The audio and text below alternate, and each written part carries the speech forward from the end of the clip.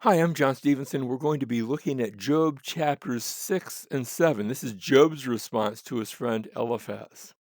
Saw back in chapters 1 and 2, that was the introduction to the book where you have the events take place in the life of Job, all these bad things that happen. Of course, we saw, Job hadn't seen this, but we saw they were happening for a reason. There was this thing going on between God and Satan, and Job finds himself in the middle of it. He doesn't know about that. But we know, and we were able to read that. And then chapter 3 started with where Job he's going through suffering, and now he speaks and expresses the depth of his grief.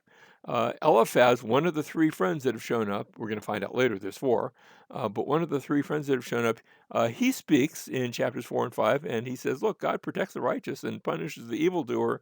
And you almost get the sense that he's assuming, because God does protect the righteous, and Job, you don't look very protected. Maybe you did something wrong, and that seems to be the echo behind the words. He doesn't actually say it that way, but that seems to be what he's thinking. And now Job speaks in in chapter 6 and 7, and he says, "Well, show me where I've done wrong." That's going to be mostly in chapter 6, and Job is saying, "And I haven't." And we saw back in chapters 1 and 2, and God saying he hasn't, so that Job is actually correct there. But at the end, when we get finally to chapter 7, we're going to see Job turning, and instead of addressing Eliphaz, we're going to see him address God. So chapters 1 and 2, that was the prose section. That was just the story being told. Chapters 3 through 7, and continuing until we get to almost the last chapter of Job, that's all going to be poetry. And so we're solidly into the poetic section of the book. Chapter 6, verse 1, then Job answered, "Oh, that my grief were actually weighed and laid in the balances." I want you to notice the weighing balances. His grief is heavy. And when you spoke of something that's heavy in the ancient world, that can be the idea of value. I'm not sure that value is so much in view here, but more the idea it's significant. Um, oh, that my grief were actually weighed and laid in the balances together with my calamity, for then it would be heavier than the sand of the seas. Therefore, my words have been rash. The reason Job has spoken isn't because he's just sitting back calmly reflecting. He's going through some very difficult times. He's spoken out of a great sorrow. And that has elicited his words, and his words are heavy because his his situation is heavy. For the arrows of the Almighty are within me, their poison my spirit drinks. The terrors of God are arrayed against me. Yes, these things look like they're chance happenings, but Job says, no, God is in control of this. By the way, he's right. God is in control. Even though the intermediary is Satan, God was the one that gave permission for that. And now he goes, to describe the suffering, but he gets in verse 5. His complaint is for a reason. Notice that he uses two illustrations. Does the wild donkey bray over his grass, or does the ox low over his fodder? If you feed the donkey, if you feed the ox, they're not going to be complaining. Likewise, Job, the reason he's spoken isn't because he's just sitting back and saying casual things. He's spoken because there's great trouble. There's a reason behind his words. Verse 6, can something tasteless be eaten without salt? Or is there any taste in the white of an egg? Notice these things aren't they don't taste good. Um, and so he says, look, suffering is a dish that's best left uneaten. And I'm going through this. I didn't want to sit down to this meal. Verse 7, my soul refuses to touch them. They are like loathsome food to me. So you have that sort of food picture here. Verse 8, oh, that my request might come to pass and that God would grant my longing. And so notice his request, his longing, the thing that he's asking for. Would that God were willing to crush me. And he longs really for an end to his suffering. He doesn't see a way out. He doesn't see a deliverance. Really, the deliverance that he's looking for, oh, that my suffering might come to an end. In other words, oh, that I might die. That God were willing to crush me, that he would loose his hand and cut me off. Job wants an end to his suffering, and the only end that he sees is death. Verse 10, but it is still my consolation, and I rejoice in unsparing pain that I have not denied the words of the Holy One. Yes, he's been through a lot. Um, and yes, he sees the only end that he be killed. But so far, he says, I have consolation, I can rejoice that I have not denied the words of the Holy One. Remember how Satan said, if bad things happen to Job, if you actually touch him, he'll curse you. And Job hasn't done that. You know, he wasn't in on that conversation, but he echoes that conversation, how he says, I haven't turned my back on God. Verse 11, what is my strength that I should wait? And what is my end that I endure? Now, these are going to be a whole series of rhetorical questions. Really, in essence, he's saying, why am I bothering to live? Why am I still breathing? What is my strength that I should wait? What is my end that I should endure?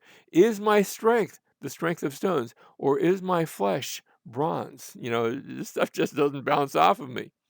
Is it that my help is not within me and that deliverance is driven from me?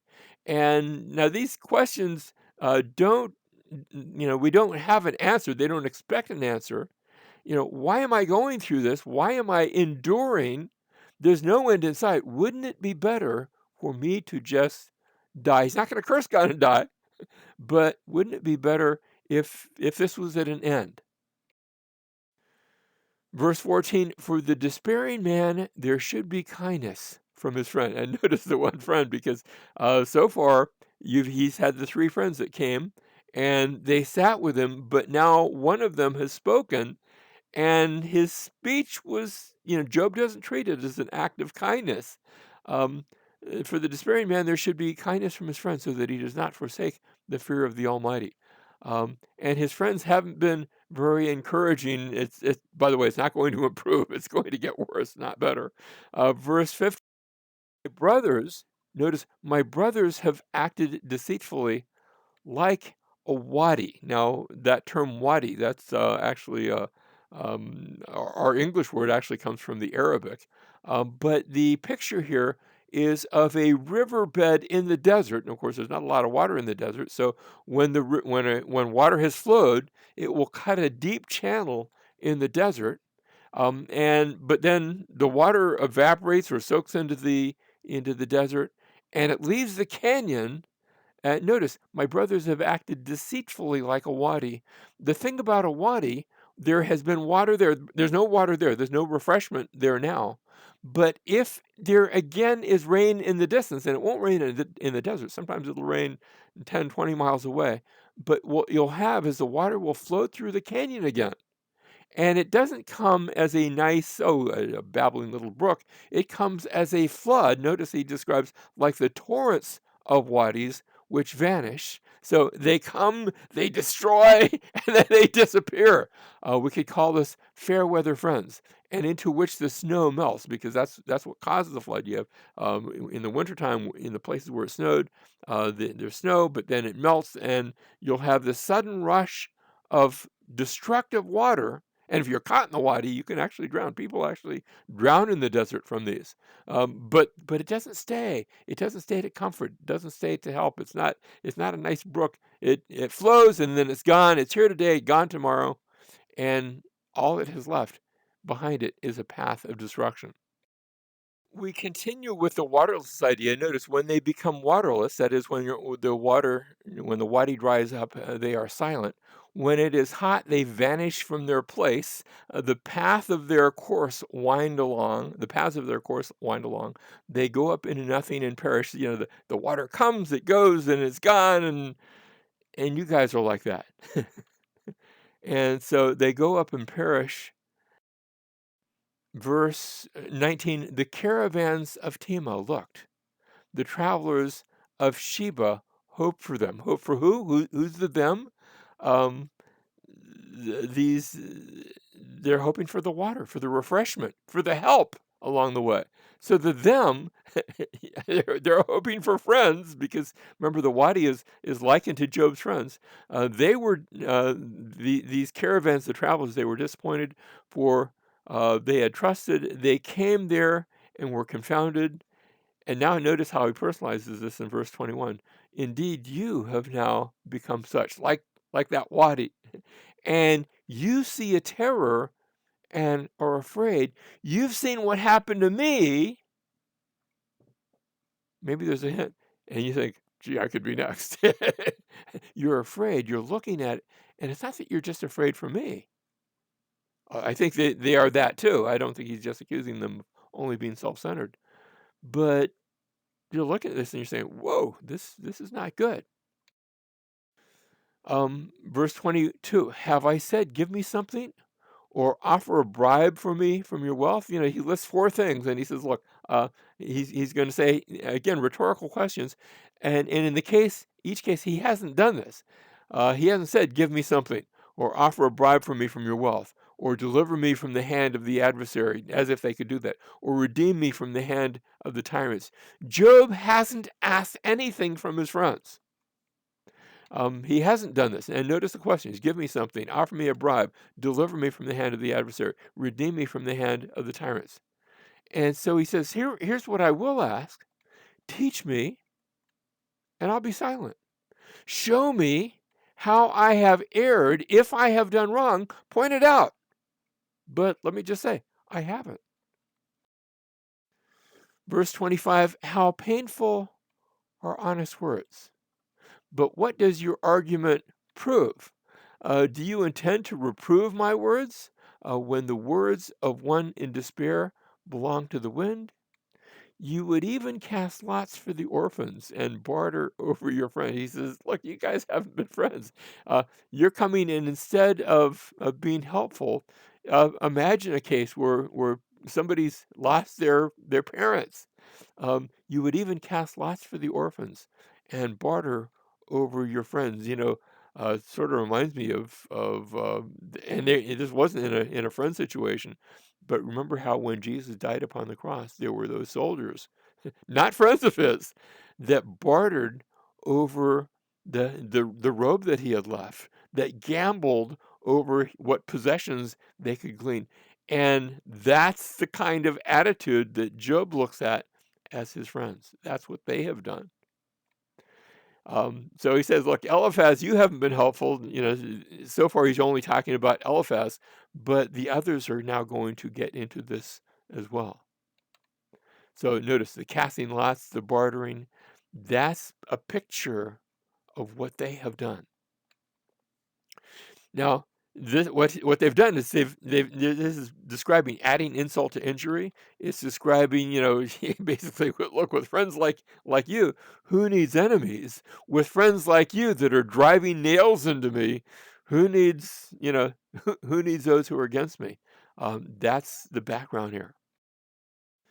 Verse 28, now please look at me and see if I lie to your face. He's calling for a just judgment on their behalf. Verse 9, verse 29, desist now. Let there be no injustice. Even desist. Now, when he says desist, the Hebrew there is our old friend shuv.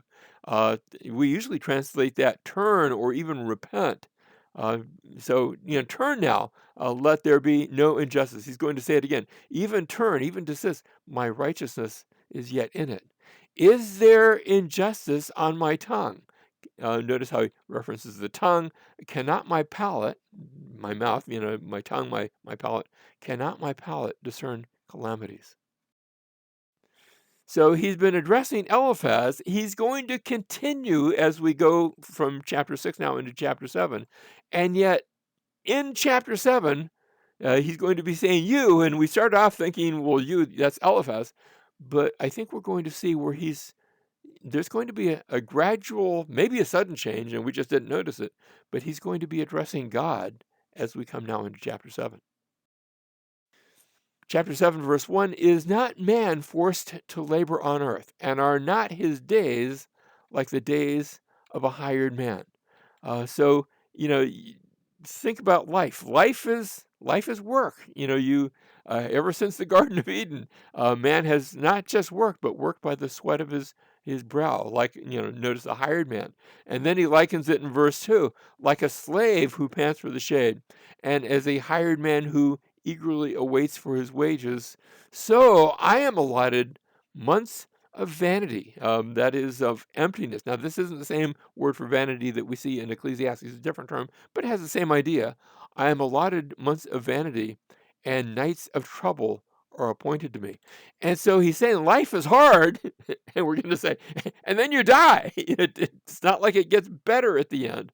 Um, Remember that Job doesn't have the sense of the afterlife that we have. That hasn't been revealed yet. And so he's not denying it. He's not saying there's no afterlife.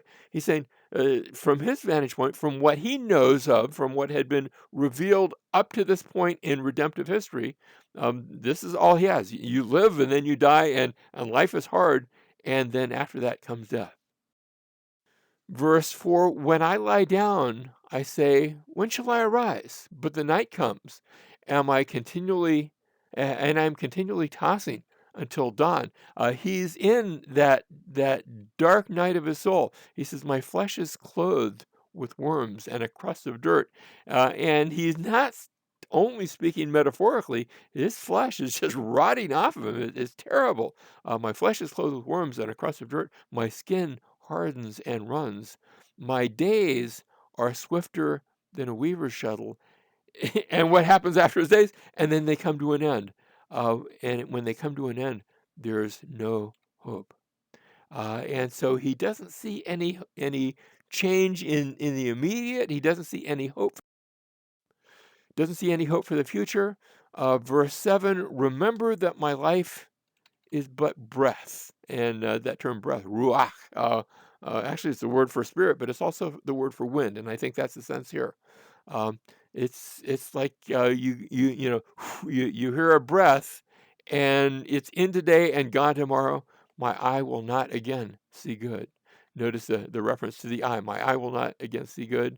The eye of him who sees me will behold me no longer. Your eyes will be on me, but I will not be. And by the way, notice the your. Is he speaking to Eliphaz? We think so because nobody else is in view, but we're going to see how that pronoun in Hebrew it's a pronominal suffix, but that pronoun you. Yes, we thought it was Eliphaz, but maybe there's somebody besides Eliphaz that's going to be in view. We're going to see that develop as we continue. So he's anticipating death. And it's not like death is, he's not thinking necessarily heaven and an afterlife. He's just thinking where it finally comes to an end. I want this to stop. That time where I won't be any longer, no one's going to see me. Your eyes will be on me, but I won't be. Not just that I won't be here, I won't be. He anticipates that release of death. And the idea here is that he envisions death as permanent. After all, in his experience, somebody dies, they don't come back the next day. In fact, he's going to ask the question: will a man live again? We'll see that question asked later in the books of wisdom. But he envisions death as the beyond from which there's no coming back. Verse 9, when a cloud vanishes, it is gone. Again, continuing this theme of the permanence of death. So he who goes down to Sheol, and that term Sheol is just their term for the place of death, the grave. You could describe it as the place where you put the body. But it's a bit more than that and is used in a wider sense of just the realm of the death. So he goes down to Sheol, does not come up. He will not return again to his house, nor will his place know him anymore. When you're dead, you're dead. At least that's how Job sees it. Verse 11, notice, because when you're dead, and this is his opportunity to speak. Therefore, I will not restrain my mouth. I will speak in the anguish of my spirit. I will complain in the bitterness of my soul. Now is the only time you can speak up, so he's going to take this opportunity to speak. When a cloud vanishes, it's gone. It doesn't come back up. It doesn't return again to his house, to this place. Therefore, I'm going to open my mouth. I'll speak with the anguish of my spirit. I'll complain because this is the only chance I get to do that. Verse 12, Am I the sea or the sea monster? Now, this looks like a little bit of a change that you set a guard over me. you know, I'm not really of any consequences. I don't have this great thing to say. But notice the you and the translators here put a capital with a U. Now, the New American Standard translators, when they do that, they're thinking, they're saying, we think that that has shifted. That's no longer Eliphaz, but now he is addressing God. And I think they might be right. It's not immediately clear because Eliphaz and his friends are, we could say, they're sort of setting a guard there. They've come to watch and be with Job. But as we see this gradual shift, I think maybe the translators are correct. Verse 13, if I say my bed will comfort me, my couch will ease my complaint, then you frighten me with dreams and terrify me by visions. Now remember, the visions and the dreams, Eliphaz himself had mentioned back in Job chapter 4 and verse 13 that he had had a vision. So, excuse me, again, is this Eliphaz or is this God? Maybe a little bit of both. But he says, look, verse 15, so that my soul would choose suffocation, death, rather than my pains. I look at what's taking place, I would rather die. And he doesn't see death as heaven. He sees, I'm not saying it's not, but he isn't aware of that. He hasn't been taught that. That hasn't been revealed. He said, I would rather this just end and I go to the grave and it all be over. Death is preferred rather than life at this point in Job's story. Verse 16, I waste away. I will not live forever. Leave me alone, for my days are but a breath. Now, that's a common phrase we see here. I think of in Ecclesiastes, I think in the New Testament. The older you get, the shorter life seems.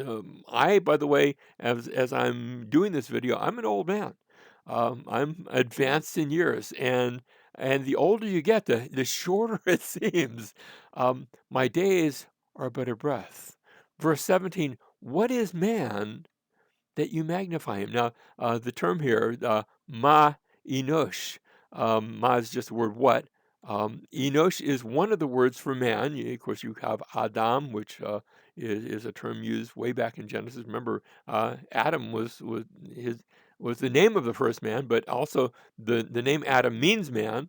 Um, but this is a different word. It's not masculine. It's not ish, which only refers to the masculinity of man.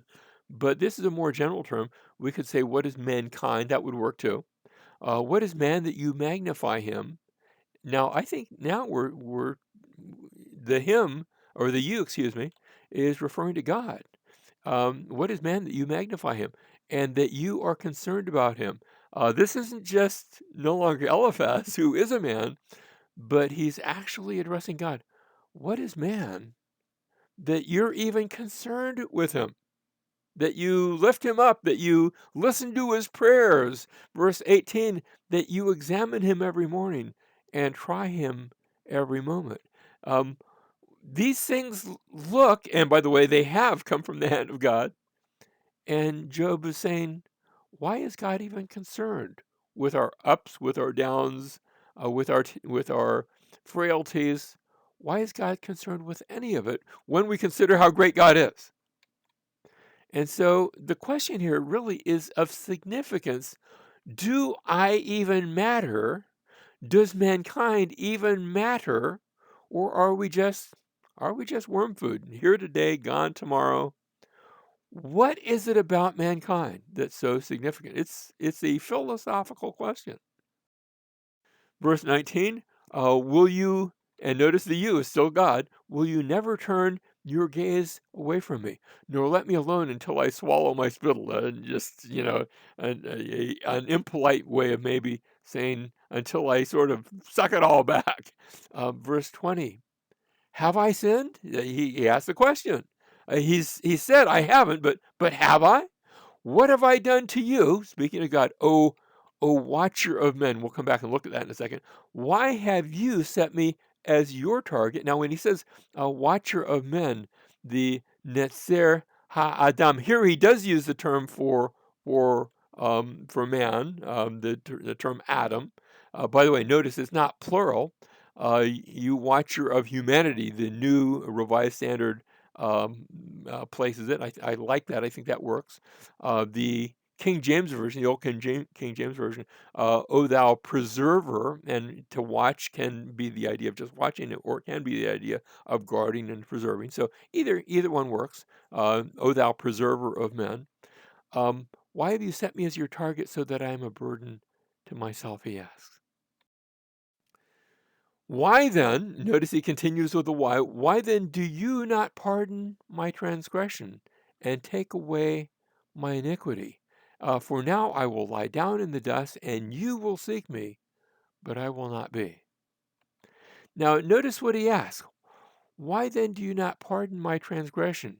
Now, has Job sinned? He had said earlier, no, I haven't. But if I have, why don't you pardon? Why do you not take away my iniquity? And it's striking that this question echoes throughout the entire scriptures. It's what the scriptures are all about. Remember how back in Genesis chapter 3, from dust you are and to dust you will return. Remember how Job says, I will lie down in the dust. There's an echo of that here. He's clothed themselves in dust and sackcloth, dust and ashes.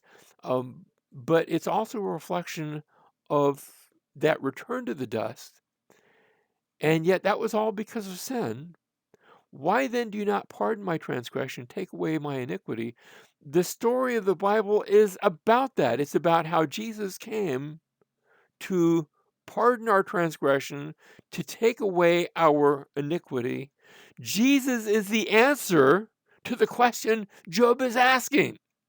He is the one who came and died in our place so that we might find life, so that he might overcome death, so that death will be that final enemy that is defeated, so that we can have not just life here, but life eternal as we come and trust in him.